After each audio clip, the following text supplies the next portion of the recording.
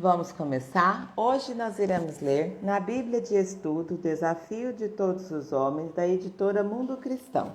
E nós iremos ler hoje de Lucas, capítulo 14 ao capítulo 17. Lucas, capítulo 14. Jesus cura no sábado.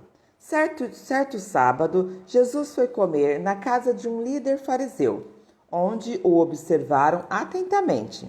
Estava ali um homem com um corpo muito inchado. Jesus perguntou aos fariseus e aos especialistas da lei: a lei permite ou não curar no sábado? Eles nada responderam. E Jesus tocou no homem enfermo, e curou e o mandou embora.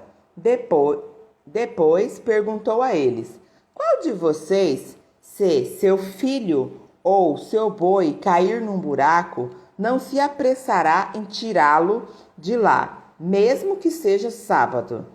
Mais uma vez não puderam responder. Jesus ensina sobre a humildade. Quando Jesus observou que os convidados para o jantar procuravam ocupar os lugares de honra à mesa, deu-lhes este conselho: quando você for convidado para um banquete de casamento, não ocupe o lugar de honra. E se chegar um convidado mais importante que você, o anfitrião virá e dirá: dê o seu lugar a esta pessoa, e você, envergonhado, terá de sentar-se no último lugar da mesa. Em vez disso, ocupe o lugar menos importante à mesa. Assim, quando o anfitrião ouvir, dirá: amigo, temos um lugar melhor para você. Então, você será honrado diante de todos os convidados, pois os que se exaltam serão humilhados, e os que se humilham serão exaltados. Então, Jesus se voltou para o anfitrião e disse: quando oferecer um banquete ou jantar, não convide amigos, irmãos, parentes e vizinhos ricos. Eles poderão retribuir o convite e essa será a sua única recompensa. Em vez disso, convide os pobres, os aleijados, os mancos e os cegos. Assim, na ressurreição dos justos, você será recompensado por ter convidado aqueles que não podiam lhe retribuir. A parábola do grande banquete. Ao ouvir isso, um homem que estava à mesa com Jesus exclamou: feliz será aquele que participar do banquete no reino de Deus. Jesus respondeu com a seguinte parábola: certo homem preparou um grande banquete e enviou muitos convites. Quando estava tudo pronto, mandou seu servo dizer aos convidados: venham, o banquete está pronto. Mas todos eles deram desculpas. Um dizia: acabei de comprar um campo e preciso inspecioná-lo. Peço que me desculpe. Outro dizia: acabei de comprar 5 juntas de boi e quero experimentá-las. Sinto muito. Ainda outro dizia: acabei de me casar e não posso ir. O servo voltou e informou ao seu senhor o que tinham dito. Ele ficou furioso e ordenou: vá depressa pelas ruas e becos da cidade e convide os pobres, os aleijados, os cegos e os mancos. Depois de cumprir essa ordem, o servo informou: ainda há lugar para mais gente. Então o Senhor disse: vá pelas estradas do campo e junte as cercas entre as videiras e insista com todos que encontrarem para que venham, de modo que minha casa fique cheia. Pois nenhum dos que antes foram convidados provará do meu banquete. O custo do discipulado. Uma grande multidão seguia Jesus, que se voltou para ela e disse: Se alguém que me segue amar pai e mãe, esposa e filhos, irmãos e irmãs, e até mesmo a própria vida, mais que a mim, não pode ser meus discípulos. E se não tomar sua cruz e me seguir, não pode ser meu discípulo. Quem Quem começa a construir uma torre sem antes calcular o custo e ver se possui dinheiro suficiente para terminá-la? Pois, se completar apenas os alicerces e ficar sem dinheiro, todos rirão dele, dizendo: esse aí começou a construir, mas não conseguiu terminar. Ou que rei iria à guerra sem antes avaliar se seu exército de 10.000 poderia derrotar os 20.000 que vêm contra ele? E se concluir que não, o rei enviará uma delegação para negociar um acordo de paz enquanto o inimigo está longe. Da mesma forma, ninguém pode se tornar meu discípulo sem abrir mão de tudo que possui. O sal é bom para temperar, mas se perder o sabor, como torná-lo salgado outra vez? O sal sem sabor não serve nem para o solo, nem para o adubo. É jogado fora. Quem é capaz de ouvir, ouça com atenção. Lucas capítulo 15, a parábola da ovelha perdida. Cobradores de impostos e outros pecadores vinham ouvir Jesus ensinar. Os fariseus e mestres da lei o criticavam, dizendo: ele se reúne com pecadores e até come com eles. Então, Jesus lhes contou esta parábola. Se um homem tiver 100 ovelhas e uma delas se perder, o que você acha que ele fará? Não deixará as outras 99 no pasto e buscará a perdida até encontrá-la? E quando a encontrar, ele a carregará alegremente nos ombros e a levará para casa. Quando chegar, reunirá os amigos e vizinhos e dirá: alegrem-se comigo, pois encontrei minha ovelha perdida. Da mesma forma, há mais alegria no céu por causa do pecador perdido que se arrepende do que por 99 justos que não precisam se arrepender. A parábola da moeda perdida. Ou suponhamos que uma mulher tenha 10 moedas de prata e perca uma. Acaso não acenderá uma lâmpada, varrerá a casa inteira e procurará com cuidado até encontrá-la? E quando a encontrar, reunirá as amigas e vizinhas e dirá: alegrem-se comigo, pois encontrei a minha moeda perdida. Da mesma forma, há alegria na presença dos anjos de Deus quando um único pecador se arrepende. A parábola do filho perdido. Jesus continuou: um homem tinha 2 filhos. O filho mais jovem disse ao pai: quero a minha parte da herança. E o pai dividiu seus bens entre os filhos. Alguns dias depois, o filho mais jovem arrumou suas coisas e se mudou para uma terra distante, onde desperdiçou tudo o que tinha por viver de forma desregrada. Quando o seu dinheiro acabou, uma grande fome se espalhou pela terra e ele começou a passar necessidades. Convenceu um fazendeiro da região a empregá-lo e este homem o mandou a seus campos para cuidar dos porcos. Embora quisesse saciar a fome com as vagens dadas aos porcos, ninguém lhe dava alguma coisa. Quando finalmente caiu em si, disse: até os empregados de meu pai têm comida de sobra e eu estou aqui morrendo de fome. Vou retornar à casa de meu pai e dizer: pai, pequei contra o céu e contra o Senhor, e não sou mais digno de ser chamado seu filho. Por favor, trate-me como seu empregado. Então, voltou para a casa de seu pai. Quando ele ainda estava longe, seu pai o viu. Cheio de compaixão, correu para o filho, o abraçou e o beijou.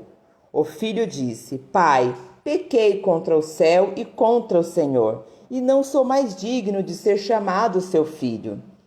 O pai, no entanto, disse aos servos: depressam, tragam a melhor roupa da casa e vistam nele. Coloquem-lhe um anel no dedo e sandália nos pés. Matem o novilho gordo. Faremos um banquete e celebraremos. Pois este meu filho estava morto e voltou à vida, estava perdido e foi achado.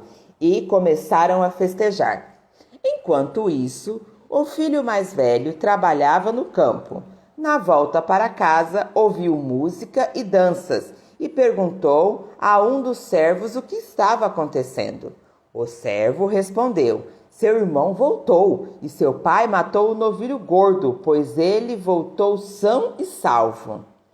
O irmão mais velho se irou e não quis entrar. O pai saiu e insistiu com o filho, mas ele respondeu: todos estes anos tenho trabalhado como um escravo para o Senhor e nunca me recusei a obedecer às suas ordens. E o Senhor nunca me deu nem mesmo um cabrito para eu festejar com os meus amigos. Mas quando esse seu filho volta, depois de desperdiçar o seu dinheiro com prostitutas, o Senhor comemora matando um novilho. O pai lhe respondeu: meu filho, você está sempre comigo e tudo que eu tenho é seu. Mas tínhamos de comemorar este dia feliz, pois seu irmão estava morto e voltou à vida, estava perdido e foi achado. Lucas capítulo 16, a parábola do administrador astuto. Jesus contou a seguinte história a seus discípulos. Um homem rico tinha um administrador que cuidava de seus negócios. Certo dia, foram lhe contar que este administrador estava desperdiçando o seu dinheiro. Então mandou chamá-lo e disse: o que é isso que ouço a seu respeito? Preste contas de sua administração, pois não pode mais permanecer neste cargo.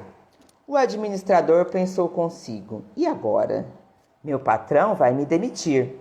Não tenho forças para trabalhar no campo e sou orgulhoso demais para mendigar. Já sei como garantir que as pessoas me recebam em suas casas quando eu for despedido. Então ele convocou todos que deviam dinheiro a seu patrão. Perguntou ao primeiro: quanto você deve ao meu patrão?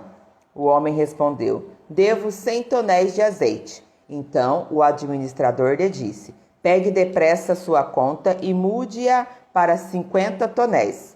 E quanto você deve ao meu patrão? Perguntou o senhor. Devo 100 cestos grandes de trigo, respondeu ele. E o administrador disse: tome sua conta e mude-a para 80 cestos. O patrão elogiou o administrador desonesto por sua astúcia. E é verdade que os filhos deste mundo são mais astutos ao lidar com o mundo ao redor que os filhos da luz. Esta é a lição: usem a riqueza deste mundo para fazer amigos. Assim, quando suas posses se extinguirem, eles o receberão num lar eterno. Se forem fiéis nas pequenas coisas, também o serão nas grandes. Mas se forem desonestos nas pequenas coisas, também o serão nas maiores.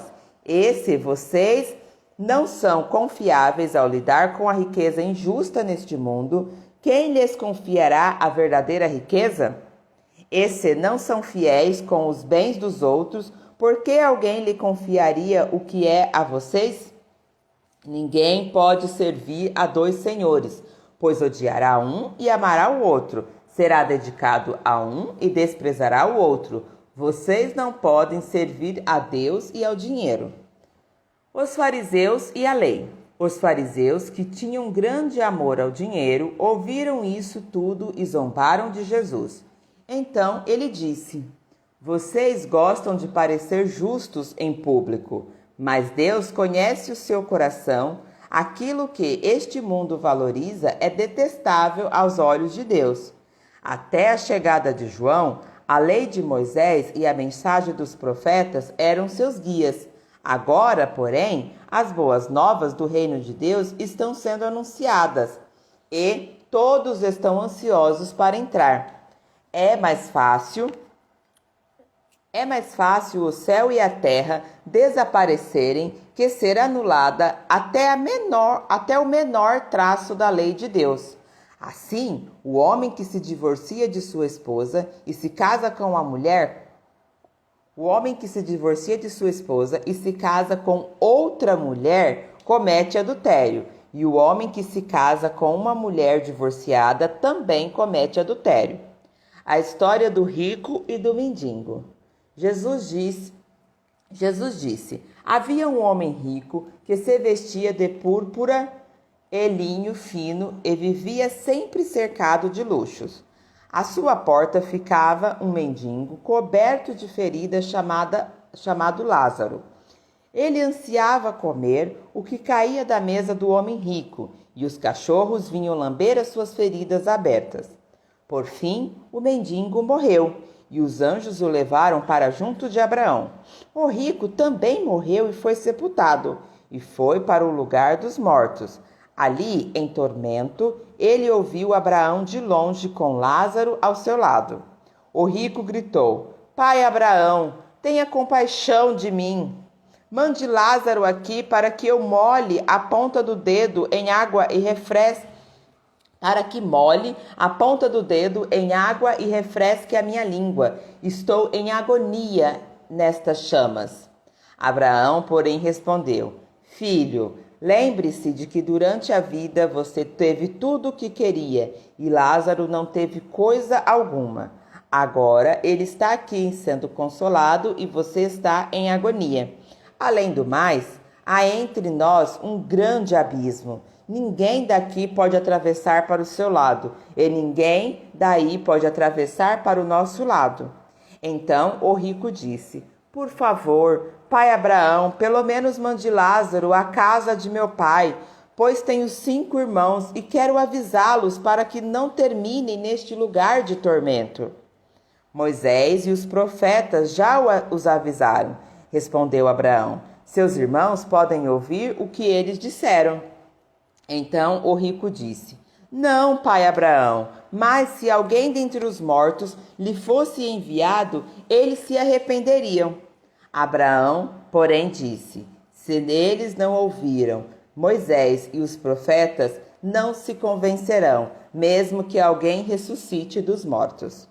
Lucas capítulo 17, ensino sobre perdão e fé.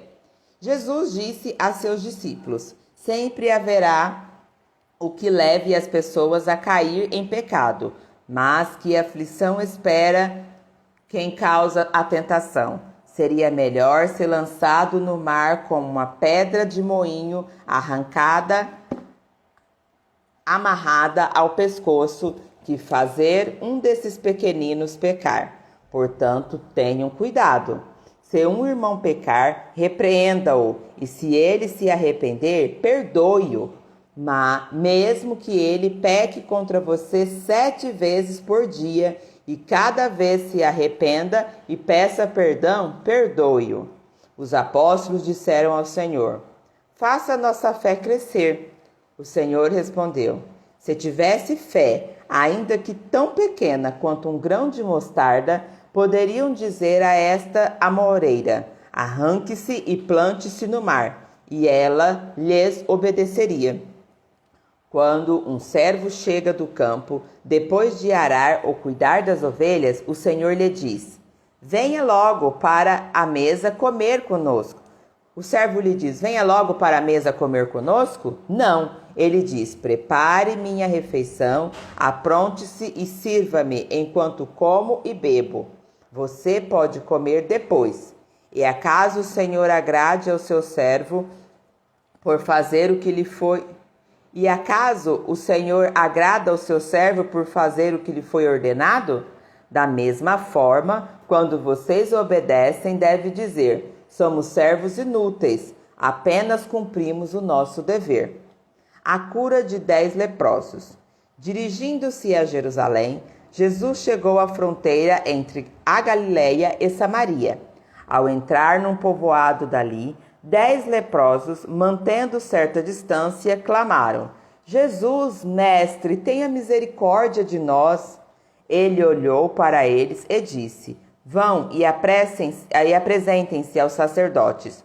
E, enquanto eles iam, foram curados da lepra. Um deles, ao ver-se curado, voltou a Jesus, louvando a Deus em voz alta. Lançou-se aos seus pés, agradecendo-lhe pelo que havia feito. Este homem era samaritano. Jesus Perguntou: Não curei 10 homens? Onde estão os outros 9? Ninguém voltou para dar glória a Deus, exceto esse estrangeiro? E disse ao homem: Levante-se e vá, sua fé o curou. A vinda do reino. Certo dia, os fariseus perguntaram a Jesus: Quando virá o reino de Deus? Jesus respondeu: O reino de Deus não é detectado por sinais visíveis. Não se pode dizer está aqui ou está ali, pois o reino de Deus já está entre vocês. Então ele disse a seus discípulos: Aproximam-se os dias em que desejarão ver o tempo do Filho de Deus, mas não o verão. Dirão a vocês: Vejam, lá está, ou aqui ele está, mas não o sigam, porque assim como o relâmpago lampeja e ilumina o céu de uma extremidade à outra, assim será no dia em que vier o Filho do Homem. Mas primeiro é necessário que ele sofra terrivelmente e seja rejeitado por esta geração. Quando o Filho do Homem voltar, será como o tempo de Noé. Naqueles dias, o povo seguia sua rotina de banquetes, festas e casamentos, até o dia em que Noé entrou na arca e veio o dilúvio, que destruiu a todos. E o mundo será como o tempo de Ló.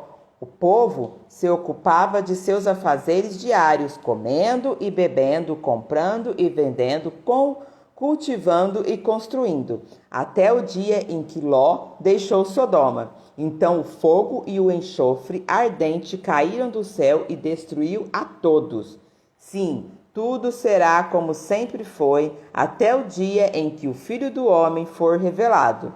Neste dia, quem estiver na parte de cima da casa, não desça para pegar suas coisas. Quem estiver no campo, não volte para casa. Lembrem-se do que aconteceu à esposa de Ló. Quem se apegar à própria vida, a perderá. Quem abrir mão de sua vida, a salvará. Naquela noite, 2 pessoas estarão dormindo na mesma cama. Uma será levada e a outra deixada. 2 mulheres estarão moendo cereal no moinho. Uma será levada e a outra deixada. 2 homens estarão trabalhando juntos num campo. Um será levado e o outro deixado. Senhor, onde isso acontecerá? Perguntaram os discípulos. Jesus respondeu: Onde estiver o cadáver, ali se ajuntará os abutres. Amém? Continuaremos a leitura no próximo vídeo.